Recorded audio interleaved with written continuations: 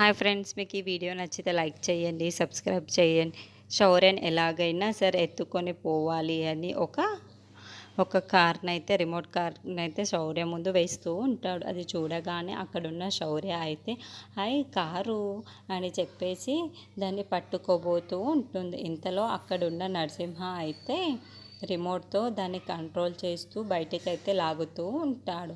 అది చూడగానే అక్కడున్న శౌర్య అయితే ఏంటి ఈ కారు బయటికి వెళ్తుంది, సరే నేను కూడా వెళ్తాను అని చెప్పేసి తన వెనకాల తాను నడుచుకుంటూ అలా బయటికి వస్తూ ఉంటుంది. అది చూడగానే అక్కడున్న నరసింహ అయితే రావే రావే నువ్వు బయటికి రావే అని చెప్పేసి అనుకుంటూ ఉంటాడు. ఇంతలో అక్కడున్న శౌర్య మాత్రం బయటికి వచ్చి ఆ కారుతో సహా వస్తూ ఉంటుంది. అది చూడగానే అక్కడున్న నరసింహ అయితే దీన్ని ఎలాగైనా సరే పట్టేసుకోవాలి అని చెప్పేసి బయటికి వస్తూ ఉంటాడు.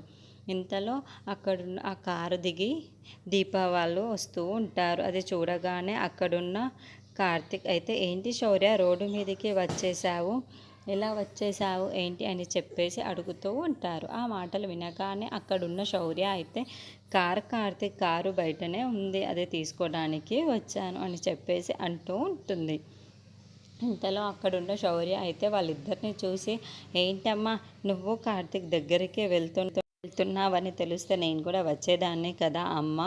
ఆ మాటలు వినగానే అక్కడున్న కార్తిక్ అయితే మీ అమ్మ వేరే పని మీద వచ్చింది, నేను వేరే పని మీద వెళ్తే అలా కనిపిస్తే ఇలా వచ్చామమ్మ అని చెప్పేసి అంటూ ఉంటాడు. ఆ మాటలు వినగానే అక్కడున్న నరసింహ అయితే చాలా కోపంగా వాళ్ళిద్దరిని నాకు భార్యని నాకు కాకుండా నా భార్యతో నువ్వు వెళ్తున్నావా, నువ్వు తిరుగుతున్నావారా, నాకు చాలా కోపంగా ఉందిరా, అందుకే మీ ఇద్దరిని చంపేయాలనుకున్నాను అని చెప్పేసి అంటూ ఉంటాడు.